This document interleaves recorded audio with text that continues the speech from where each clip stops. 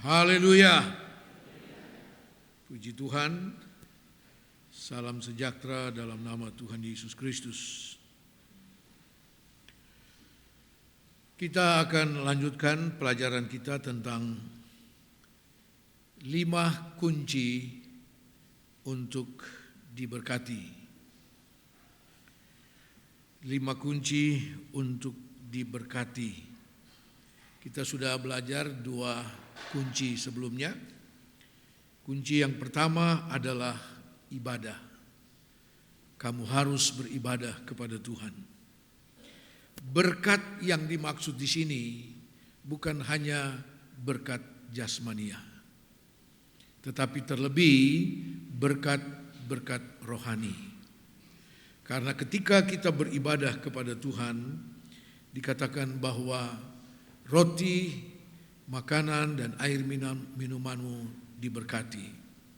Segala sakit penyakit akan dilalukan. Ada kesembuhan dari penyakit apapun. Dan tahun umurmu akan digenapkan. Ada umur panjang di sana. Saudara mungkin berkata, saya sudah setia beribadah kok. Sepertinya saya tidak diberkati. Kunci yang kedua adalah berdoa. Alkitab katakan, kamu tidak memperoleh apa-apa karena kamu tidak berdoa. Kita boleh setia beribadah, tapi kalau engkau tidak berdoa, saudara tidak menemukan berkat yang dijanjikan Tuhan.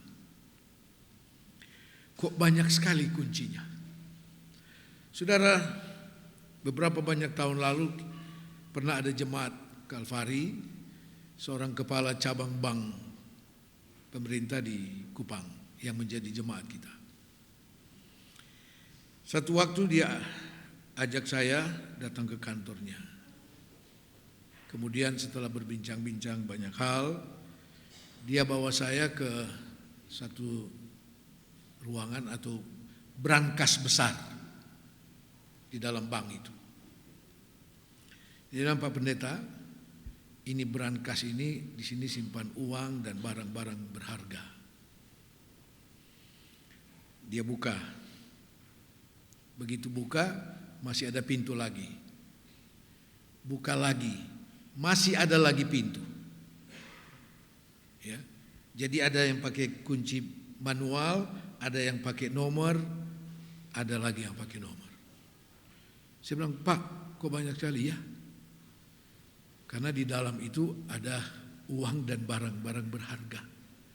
Dan cuma saya yang bisa buka itu. Saudara, lebih dari apa yang disimpan di bank itu, Tuhan memberi saudara dan saya kunci untuk membuka pintu berkat Tuhan.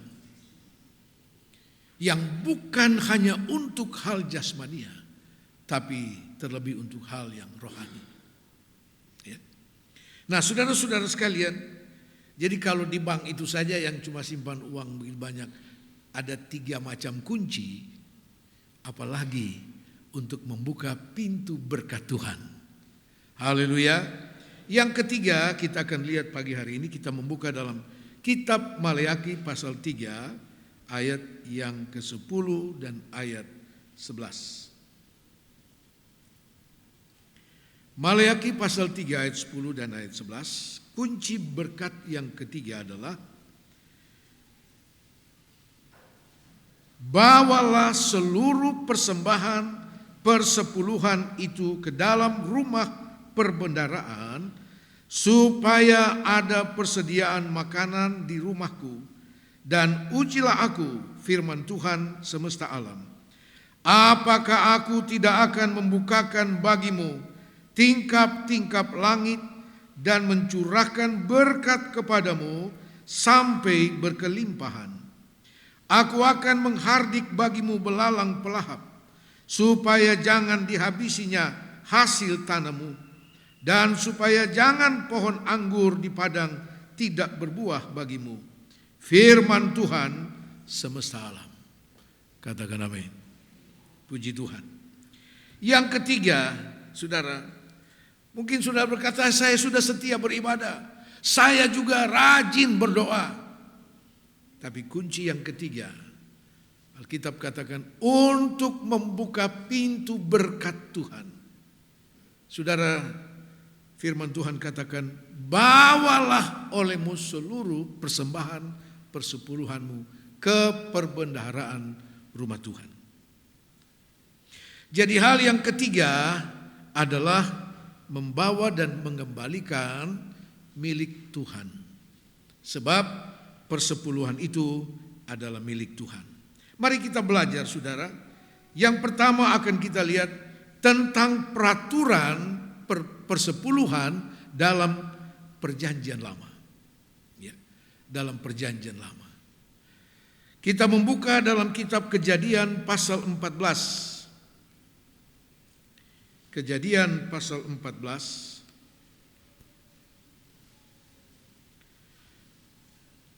Ayat yang ke-18 sampai ayat 20. Kejadian 14 ayat 18 sampai 20. Malkisedek Raja Salem membawa roti dan anggur.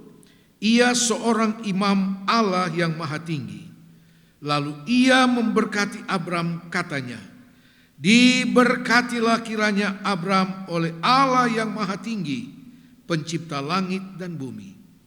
Dan terpujilah Allah yang maha tinggi, yang telah menyerahkan musuhmu ke tanganmu. Lalu Abram memberikan kepadanya persepuluhan dari semuanya. Puji Tuhan. Abram adalah orang yang pertama dalam Alkitab yang digerakkan Allah untuk melakukan kebenaran firman Allah tentang persepuluhan. Ketika Abram pulang dari mengalahkan 5 orang raja kafir dan melepaskan Lot dan keluarganya dan semua yang mereka miliki dari tangan musuh. Saudara, kemudian dia disambut oleh Raja Sodom dan Gomora. Tetapi sebelum Abram larut dengan kemenangan itu, Malkisedek datang kepadanya. Siapakah Malkisedek? Dia dikatakan imam Allah Maha Tinggi. Dan kita tahu hanya ada satu imam besar yang kekal, Yesus Kristus.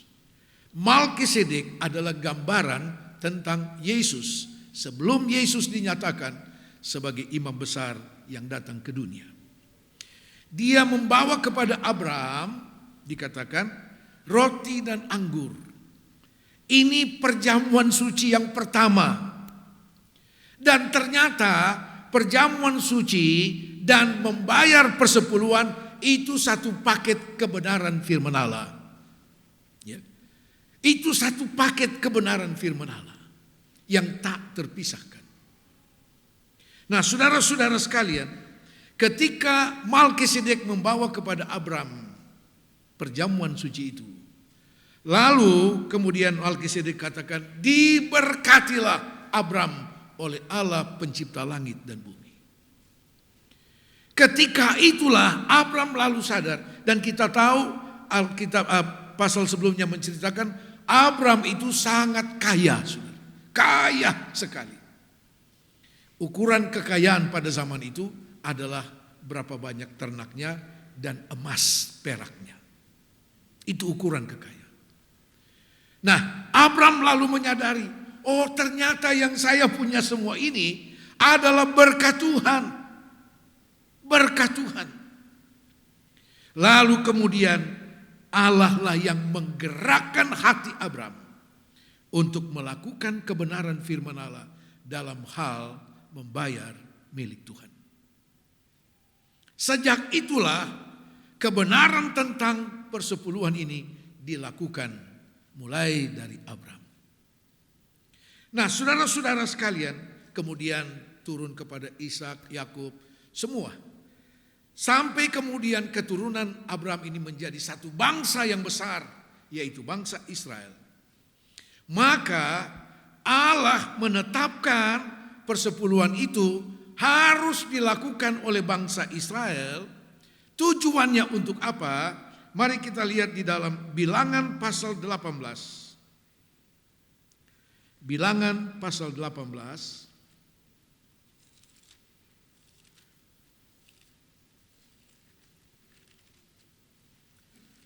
Ayat 20 sampai ayat 24. Bilangan 18, seluruh pasal daripada Bilangan 18 ini adalah tentang kebenaran dalam hal korban persembahan dan persepuluhan. Nah, mari kita lihat dalam Bilangan 18 ini ayat 20. Tuhan berfirman kepada Harun, di negeri mereka engkau tidak akan mendapat milik pusaka dan tidak akan beroleh bagian di tengah-tengah mereka. Di tengah bangsa Israel maksudnya. Akulah bagianmu dan milik pusakamu di tengah-tengah orang Israel. Mengenai Bani Lewi, sesungguhnya aku berikan kepada mereka segala persembahan persepuluhan di antara orang Israel sebagai milik pusakanya, untuk membalas pekerjaan yang dilakukan mereka, pekerjaan pada kemah pertemuan. Maka janganlah lagi orang Israel mendekat kepada kemah pertemuan, sehingga mereka mendatangkan dosa kepada dirinya lalu mati. Tetapi orang Lewi, merekalah yang harus melakukan pekerjaan pada kemah pertemuan, dan mereka harus menanggung akibat kesalahan mereka. Itulah suatu ketetapan untuk selama-lamanya bagimu turun-temurun. Mereka tidak akan mendapat milik pusaka di tengah-tengah orang Israel. Sebab persembahan persepuluhan yang dipersembahkan orang Israel kepada Tuhan sebagai persembahan khusus, kuberikan kepada orang Lewi sebagai milik pusakanya. Itulah sebabnya aku telah berfirman tentang mereka, mereka tidak akan mendapat milik pusaka di tengah-tengah orang Israel. Nah, Bapak Ibu saudara-saudara sekalian, ini aturan yang kemudian dilakukan oleh Tuhan bagi bangsa Israel. Ya. Kalau pada mulanya Abram secara pribadi dia membayar milik Tuhan sesuai dengan kebenaran itu dan diteruskannya kepada anak-anaknya, dan setelah keturunan Abram menjadi suatu bangsa yang besar, bangsa Israel, Allah memberikan hukum Taurat kepada bangsa Israel. Kemudian kebenaran tentang persembahan persepuluhan lalu dimasukkan ke dalam aturan dari dalam hukum Taurat, di mana orang Israel harus mempersembahkan 1/10 dari seluruh penghasilannya. Dikatakan itu bagian Tuhan dari bangsa Israel. Itu Tuhan punya. 10% dari semua penghasilan dari 11 suku bangsa Israel itu Tuhan punya, yang harus dikembalikan. Dan Tuhan katakan bagian Tuhan itu diberikan Tuhan kepada suku Lewi dan imam-imam sebagai bagian pusakanya, bagian kehidupannya, karena tanggung jawab pelayanan kepada Tuhan. Sehingga dikatakan suku Lewi ini, yang dari suku ini datang imam-imam. Saudara, Tuhan katakan mereka tidak boleh mendapatkan bagian pusaka di tanah Kanaan. Jadi tanah Kanaan itu dibagi hanya untuk 11 suku, minus suku Lewi. Suku Lewi tidak boleh. Mereka tidak boleh disibukkan dengan pekerjaan-pekerjaan yang lain. Ya, tidak boleh. Mereka hanya boleh melakukan pelayanan bagi Tuhan. Dan karena mereka tidak mendapatkan bagian pusaka di tanah Kanaan, Tuhan katakan, akulah yang menjadi bagian mereka. Dan semua persembahan yang diberikan oleh bangsa Israel kepada Tuhan, diberikan Tuhan. Hak dari Tuhan yang diberikan kepada suku Lewi, imam-imam dan semua. Nah, saudara-saudara, itulah kebenaran tentang persepuluhan di dalam perjanjian lama. Ya. Saudara, ada satu waktu di mana orang Israel tidak lagi melakukan itu. Saudara, akibatnya fatal. Ya. Sejak Saul menjadi raja atas bangsa Israel tahun 1096, ya, sebelum Kristus, orang Israel tidak lagi membayar milik Tuhan. Karena semua apa yang terbaik dari bangsa Israel diambil oleh Raja Saul bagi dirinya. Sehingga orang Israel harus bekerja keras untuk memenuhi kebutuhannya karena yang terbaik diambil oleh Saul. Sampai-sampai persepuluhan pun diambil oleh Raja Saul. Saudara, itu berlangsung sekian lama. Sampai akhirnya tahun 721, 10 suku bangsa Israel dibawa oleh Raja Asyur menjadi tawanan dan didiaspora ke seluruh dunia. Kemudian tahun 606 sebelum Kristus, giliran bangsa Yahudi ditawan oleh Raja Babel, Nebukadnezar, dibawa ke Babel sebagai tawanan. Berapa lama? 70 tahun baru mereka dikembalikan. Karena apa?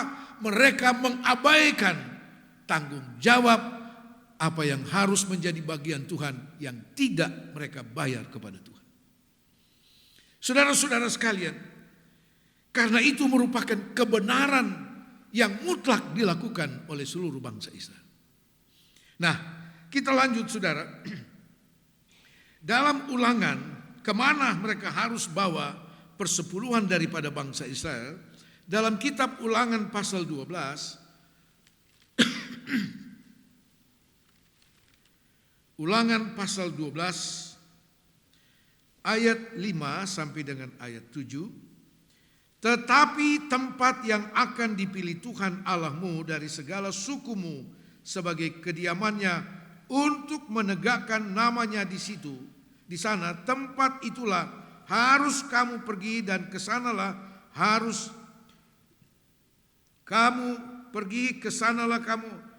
kamu bawa korban bakaran dan korban sembelihanmu, persembahan persepuluhanmu dan persembahan khususmu, korban nazar dan korban sukarelamu, anak-anak sulung, lembu sapimu dan kambing dombamu. Di sanalah kamu makan di hadapan Tuhan Allahmu dan bersukaria kamu dan seisi rumahmu, karena dalam segala usahamu engkau diberkati oleh Tuhan Allahmu. Ayat 11. Maka ke tempat yang dipilih Tuhan Allahmu untuk membuat namanya diam di sana, haruslah kamu bawa semuanya yang kuperintahkan kepadamu, yakni korban bakaran dan korban sembelihanmu, persembahan persepuluhanmu dan persembahan khususmu, dan segala korban nazarmu yang terpilih yang kamu nazarkan kepada Tuhan. Ayat 28. Tetapi persembahan kudusmu yang ada padamu dan korban nazarmu haruslah kau bawa ke tempat yang akan dipilih Tuhan, dan seterusnya. Sesuai dengan Maliaki pasal 3 ayat 10 dikatakan, bawalah seluruh persembahan persepuluhanmu ke perbendaharaan rumah Tuhan. Tempat yang dipilih dan ditetapkan Tuhan, yang firman Tuhan katakan, yang namaku disebutkan di sana. Tempat di mana bangsa Israel beribadah kepada Tuhan. Tuhan katakan, di sanalah kamu membawa seluruh persembahanmu, termasuk persembahan persepuluhanmu. Nah, saudara-saudara sekalian,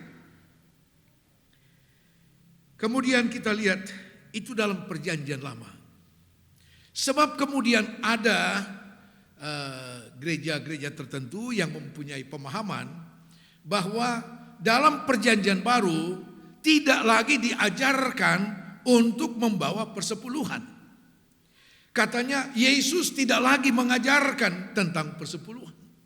Kita lihat sekarang yang kedua, peraturan tentang persepuluhan dalam perjanjian baru. Matius pasal 23, Injil Matius pasal 23 ayat 23. Matius 23 ayat 23. Celakalah kamu hai ahli-ahli Taurat dan orang-orang Farisi, hai kamu orang-orang munafik, sebab persepuluhan dari selasih, adas manis dan jintan kamu bayar.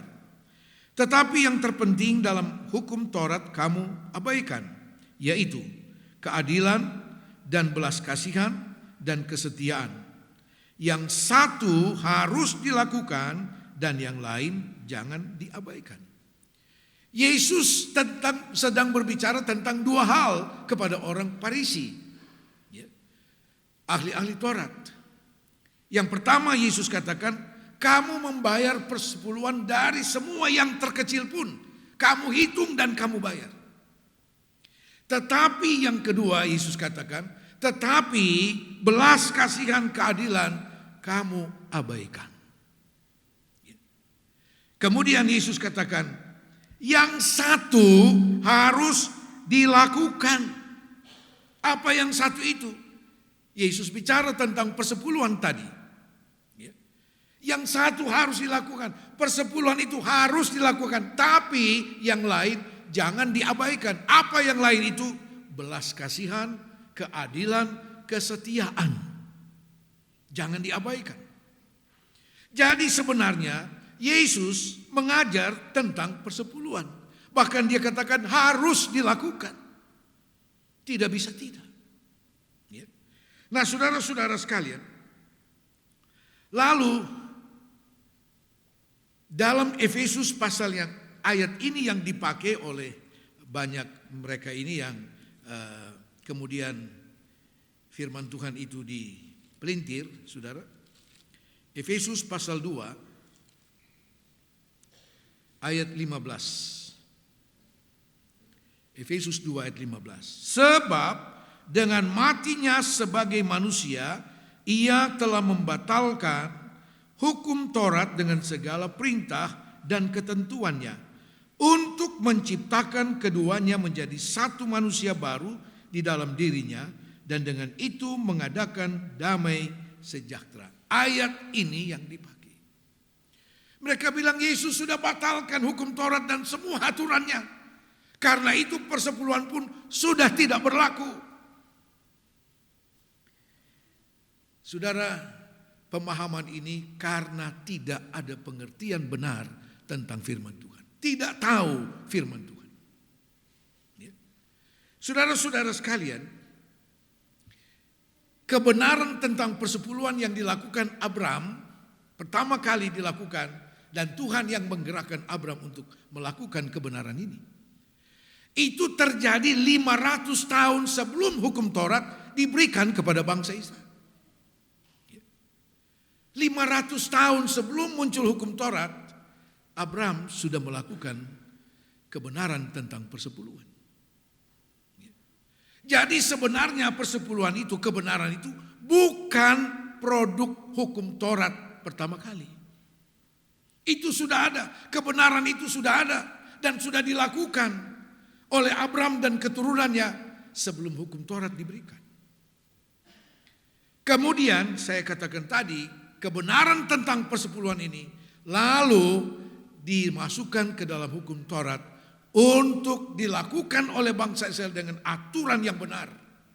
Seperti yang kita sudah lihat tadi.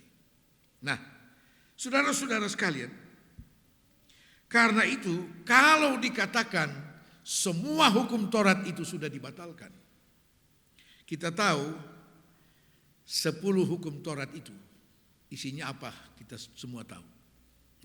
Mulai dari jangan ada padamu ilah yang lain di hadapan hadiratku, jangan engkau membuat patung ukiran dan menyembah sujud kepadanya, jangan menyebut nama Tuhan Allahmu dengan sia-sia dan seterusnya.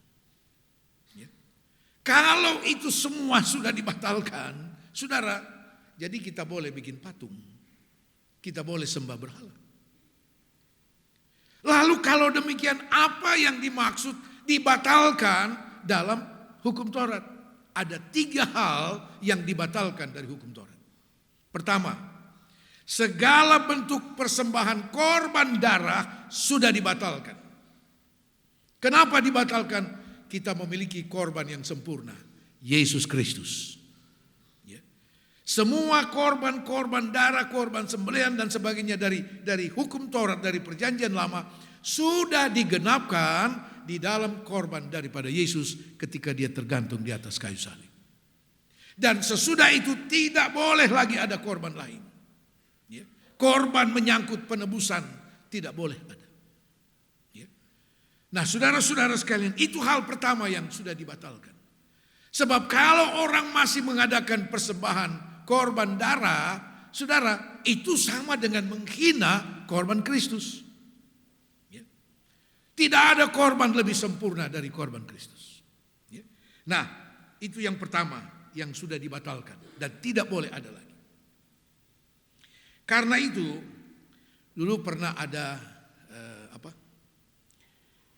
dari satu gereja mengajak banyak orang untuk datang ke Israel berapa banyak tahun lalu, itu kena bulan Oktober.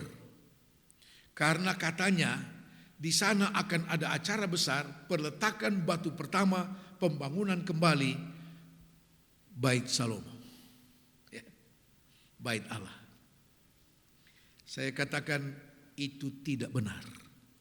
Itu sesat. Ya. Sampai Tuhan datang, Bait Salomo tidak akan dibangunkan lagi. Ya. Mereka bilang nanti akan ada lembu merah yang akan dipotong dan akan dijadikan korban peletakan batu pertama. Wah, rame-rame lah orang ke sana. Apa itu jadi? Tidak. Malah orang Israel yang bertanya balik, besok datang bikin apa? Ya. Itu sesat, saudara. Tidak benar. Kenapa bait Allah itu tidak pernah akan dibangunkan kembali? Ya. Kalau itu diizinkan Tuhan dibangunkan kembali, kita tahu bahwa aturan pembangunan bait Allah itu ada 3 bagian. Ada tempat korban bakaran, ada tempat suci, yaitu ada di sana kaki dian emas, meja roti pertunjukan, mezbah dupa. Ada ruangan yang lebih dalam lagi, ruangan maha suci. Di situ ada tabut perjanjian Allah, ada hadirat Allah di sana. Dan kalau itu dibangunkan sesuai dengan aturan ini, berarti orang Israel diizinkan lagi oleh Tuhan untuk membawa korban bakaran, korban penebus salah dan sebagainya. Atas pemahaman itu, saudara, bait Allah tidak akan pernah dibangunkan kembali di Israel. Katakan amin. Jangan mau tertipu, saudara. Ya. Itu propaganda orang-orang yang tidak memahami kebenaran firman Allah. Ya. Karena ada satu bangunan bait Allah yang sudah dibangunkan dan yang sedang disempurnakan oleh Tuhan, yaitu bait Allah gereja Tuhan. Ya. Tidak tahukah kamu bahwa tubuhmu adalah bait Allah? Bukan yang bait Salomo itu sudah selesai, zamannya sudah berlalu. Allah sedang membangun dan mempersiapkan gereja yang sempurna. Dalam Matius pasal 16 ayat 18 Yesus katakan, di atas batu karang ini aku akan membangunkan bait Allah. Aku akan membangunkan jemaatku. Itu bait Allah yang sesungguhnya. Bait Allah yang bukan dibangun oleh tangan manusia, tapi yang dibangun oleh Allah sendiri. Katakan amin. Ya. Itu hal yang sudah dibatalkan oleh Tuhan dari hukum Taurat. Ya. Kenapa? Saudara, saya sudah jelaskan. Yang kedua, apa yang dibatalkan? Hari Sabat. Ya. Hari Sabat. Kita tahu bahwa pertama kali ada kebenaran tentang hari Sabat, yaitu dalam Kejadian pasal 1. Ketika Tuhan Allah selesai menciptakan semua ciptaannya, dikatakan maka pada hari yang ketujuh, sebab 6 hari Allah menciptakan segala sesuatu. Hari yang ke-6 Allah menciptakan manusia. Yang terakhir. Hari yang ketujuh Tuhan Allah berhenti dari semua pekerjaannya. Yang kemudian itu disebut hari Sabat. Tapi kemudian apa yang terjadi dengan manusia? Ya, entah berapa lama waktu yang berjalan, sebab pada waktu itu tidak ada perhitungan waktu. Manusia jatuh dalam dosa. Ketika manusia jatuh dalam dosa, Allah mulai bekerja kembali. Untuk apa? Untuk rencana penebusan bagi manusia. Itu yang disebut minggu penebusan. Sesudah ada minggu penciptaan, ada minggu penebusan. Kenapa ada minggu penebusan? Karena manusia jatuh dalam dosa. Allah tidak lagi berhenti bekerja, Allah mulai bekerja lagi. Yesus katakan dalam Yohanes pasal 9, sampai hari ini Bapakku bekerja dan aku pun bekerja juga. Ya. Jadi tidak ada lagi perhentian. Tapi kita tahu bahwa supaya bangsa Israel belajar menyediakan waktu untuk beribadah kepada Tuhan, maka ditetapkanlah hari ketujuh sebagai hari Sabat di mana orang Israel beribadah kepada Tuhan. Tetapi hari Sabat yang sesungguhnya di mana semua akan berhenti dari segala bentuk pekerjaan, itu berbicara tentang hari Sabat yang sesungguhnya 1000 tahun damai yang akan datang. Amin. Ya. Saya harap saudara maklum dan pahami. Ya. Tidak ada lagi hari Sabat seperti yang terjadi pada pertama kali. Tuhan Allah berhenti dari semua pekerjaannya karena sudah selesai dan semua sempurna adanya. Ya. Tapi manusia jatuh dalam dosa. Sehingga Tuhan Allah harus bekerja kembali untuk rencana penebusan. Bapa merencanakan penebusan. Yesus yang melakukan penebusan itu. Roh Kudus menyempurnakan seluruh pekerjaan penyelamatan itu. Dan itu masih terjadi sampai sekarang. Sampai gereja Tuhan sempurna. Nah, saudara-saudara, jadi Sabat yang diatur dalam hukum Taurat itu sudah dibatalkan. Sehingga setiap hari adalah hari di mana saudara dan saya dapat beribadah kepada Tuhan. Haleluya.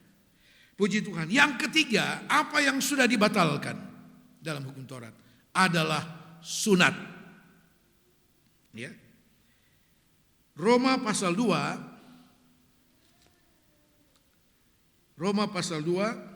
ayat 29. Roma 2 ayat 29. Tetapi orang Yahudi sejati ialah dia yang tidak nampak keyahudiannya, dan sunat ialah sunat di dalam hati secara rohani, bukan secara hurufiah. Maka pujian baginya datang bukan dari manusia, melainkan dari Allah. Sunat yang sesungguhnya Alkitab katakan, Rasul Paulus katakan adalah sunat hati. Suatu pertobatan yang sungguh-sungguh. Itu sunat rohani, saudara. Orang Israel melakukan sunat secara jasmania. Tetapi setelah Yesus datang menyempurnakan hukum Taurat itu, maka sunat itu sudah dibatalkan. Sehingga ayat lain mengatakan disunat atau tidak disunat tidak penting. Yang sudah terlanjur disunat, ya sudahlah. Juga tidak ada pengaruh dalam hal keselamatan. Tidak disunat juga tidak ada pengaruh dalam keselamatan. Itu sudah dibatalkan. Sebab yang terpenting adalah sunat hati. Ada bagian tertentu yang harus dipotong dan dibuang. Segala hal kedagingan dalam hati kita harus dipotong dan dibuang. Itu pertobatan yang sungguh. Itu 3 hal yang sudah dibatalkan dalam hukum Taurat. Tetapi selebihnya, saudara, tetap kita harus tunduk kepada kebenaran firman Allah. Kalau semua hukum Taurat dibatalkan, kita bisa mencuri, kita bisa berzina seenaknya. Kan itu dalam hukum Taurat.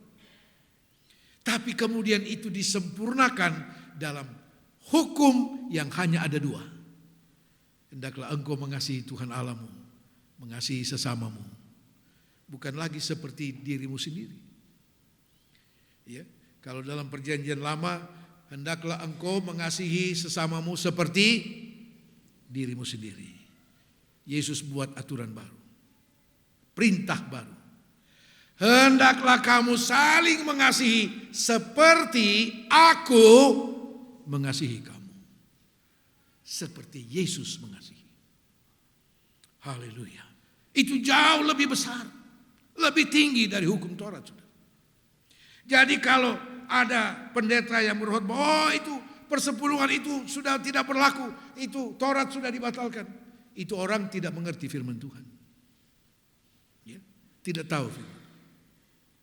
Yesus mengajar tentang persepuluhan. Harus dilakukan. Sebab itu kunci untuk membuka pintu berkat. Maliaki 3 ayat 10 katakan, aku akan membuka tingkap langit dan mencurahkan berkat yang berlimpah. Dan semua yang akan merugikan engkau, dalam ayat 11 Maliaki 3:10, Tuhan akan hukum. Yang disebut belalang pelahap, yang akan menggerogoti tanamanmu dan sebagainya, hasil bumimu dan sebagainya. Saudara-saudara yang dikasihi Tuhan, karena itu kemudian dalam perjanjian baru, lalu kemana kita harus bayar milik Tuhan? Efesus pasal 4 ayat yang terakhir. Efesus pasal yang keempat